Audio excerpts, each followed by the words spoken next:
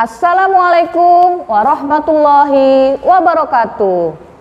Bertemu kembali dengan saya, Ibu Siti Tienti Wahyuni Nasution, Magister Pemikiran Islam dalam bidang studi Sosiologi di SMA Islam An-Nizam, Medan. Apa kabar anak-anak? Semoga semua dalam keadaan sehat walafiat, tetap semangat belajar sosiologi. Karena sosiologi wonderful. Pentingnya pendidikan multikultural di Indonesia. Anak-anak baik yang Ibu sayangi, Indonesia adalah negara yang terdiri atas beragam masyarakat yang berbeda, seperti agama, suku, ras, kebudayaan, adat istiadat, bahasa, dan sebagainya. Nah, ini menjadikan masyarakat Indonesia sebagai masyarakat yang majemuk. Dalam kehidupan yang beragam seperti ini menjadi tantangan untuk mempersatukan bangsa Indonesia menjadi satu kekuatan yang dapat menjunjung tinggi perbedaan dan keragaman masyarakatnya.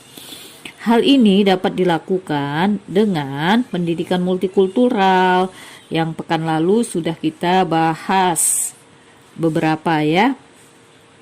Jadi pendidikan multikultural yang ditanamkan kepada kamu, anak-anak peserta didik semua, lewat pembelajaran di sekolah maupun di rumah. Nah, guru akan bertanggung jawab dalam memberikan pendidikan terhadap anak didiknya. Dan tentu saja dibantu oleh orang tua dalam melihat perbedaan yang terjadi dalam kehidupan mereka sehari-hari, dalam kehidupan kamu sehari-hari. Namun, pendidikan multikultural bukan hanya sebatas kepada anak-anak usia sekolah, tetapi juga kepada masyarakat Indonesia pada umumnya lewat acara atau seminar yang menggalakkan pentingnya toleransi dalam keberagaman, menjadikan masyarakat Indonesia dapat menerima bahwa mereka hidup dalam perbedaan dan keragaman. Nah, anak-anak yang baik, ada 3 tantangan besar dalam melaksanakan pendidikan multikultural di Indonesia, yaitu sebagai berikut. Yang pertama, agama, suku, bangsa, dan tradisi. Agama secara aktual merupakan ikatan yang terpenting dalam kehidupan orang Indonesia sebagai suatu bangsa. Bagaimanapun juga hal ini akan menjadi perusak kekuatan masyarakat yang harmonis ketika hal itu digunakan sebagai senjata politik atau fasilitas individu-individu atau kelompok ekonomi. Di dalam kasus ini, agama terkait pada etnis atau tradisi kehidupan dari sebuah masyarakat. Masing-masing individu telah menggunakan prinsip agama untuk menuntun dirinya dalam kehidupan di masyarakat, tetapi tidak berbagi pengertian dari keyakinan agamanya pada pihak lain. Hal ini hanya dapat dilakukan melalui pendidikan multikultural untuk mencapai tujuan dan prinsip seseorang dalam menghargai agama.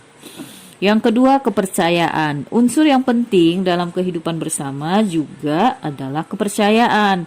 Dalam masyarakat yang plural selalu memikirkan resiko terhadap berbagai perbedaan. Munculnya resiko dari kecurigaan atau ketakutan atau ketidakpercayaan terhadap yang lain dapat juga timbul ketika tidak ada komunikasi di dalam masyarakat atau plural. Nah, yang ketiga, toleransi. Toleransi merupakan bentuk tertinggi bahwa kita dapat mencapai keyakinan. Toleransi dapat menjadi kenyataan ketika kita mengasumsikan adanya perbedaan. Keyakinan adalah sesuatu yang dapat diubah, sehingga dalam toleransi tidak harus selalu mempertahankan keyakinannya. Untuk mencapai tujuan sebagai manusia Indonesia yang demokratis dan dapat hidup di Indonesia diperlukan pendidikan multikultural. Adapun pentingnya pendidikan multikultural di Indonesia yaitu sebagai sarana alternatif pemecahan konflik, dan peserta didik diharapkan tidak meninggalkan akar budayanya Dan pendidikan multikultural sangat relevan digunakan untuk demokrasi yang ada seperti sekarang ini. Adapun pentingnya pendidikan multikultural di Indonesia yaitu sebagai sarana alternatif pemecahan konflik. Nah, peserta didik diharapkan tidak meninggalkan akar budayanya dan pendidikan multikultural sangat relevan digunakan untuk demokrasi yang ada seperti sekarang ini. Yang pertama, sarana alternatif pemecahan konflik.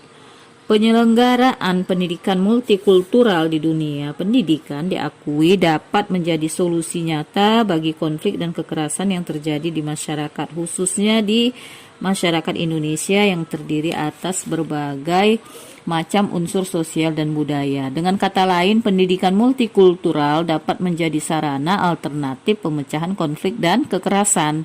Struktur kultur masyarakat Indonesia yang amat beragam menjadi tantangan bagi dunia pendidikan untuk mengolah perbedaan tersebut menjadi satu aset, bukan sumber perpecahan. Saat ini pendidikan multikultural mempunyai dua tanggung jawab besar, yaitu menyiapkan bangsa Indonesia untuk menghadapi arus budaya luar di era globalisasi dan menyatukan bangsa Indonesia yang terdiri atas berbagai macam budaya.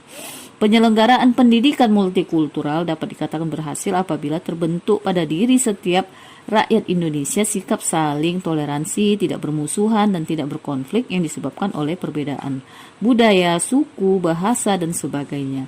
Menurut Stephen Hill, pendidikan multikultural dikatakan berhasil apabila prosesnya melibatkan semua elemen masyarakat. Hal itu dikarenakan adanya multidimensi aspek kehidupan yang tercakup dalam pendidikan multikultural. Perubahan yang diharapkan adalah pada terciptanya kondisi yang nyaman, damai, toleran dalam kehidupan masyarakat dan tidak selalu muncul konflik yang disebabkan oleh perbedaan budaya dan sara. Itu yang pertama, sarana alternatif pemecahan konflik. Nah, yang kedua, agar masyarakat tidak meninggalkan akar budaya. Selain sebagai sarana alternatif pemecahan konflik, pendidikan multikultural juga signifikan dalam upaya membina masyarakat agar tidak meninggalkan akar budaya yang ia miliki sebelumnya saat ia berhubungan dengan realitas sosial budaya di era globalisasi.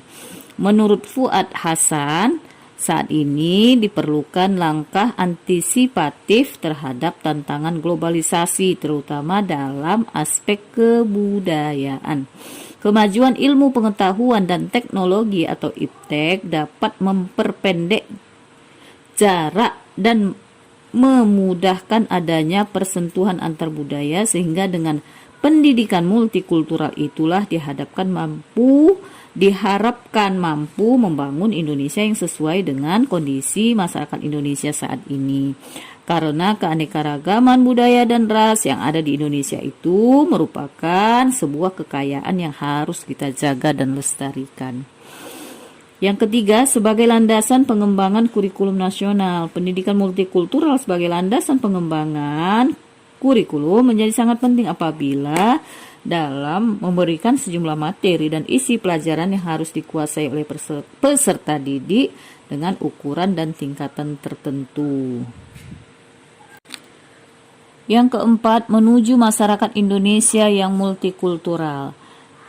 Corak masyarakat Indonesia yang Bhinneka Tunggal Ika, berbeda-beda tapi tetap satu, bukan hanya merupakan keanekaragaman satu suku bangsa saja, melainkan juga menyangkut tentang keanekaragaman budaya yang ada dalam masyarakat Indonesia secara menyeluruh.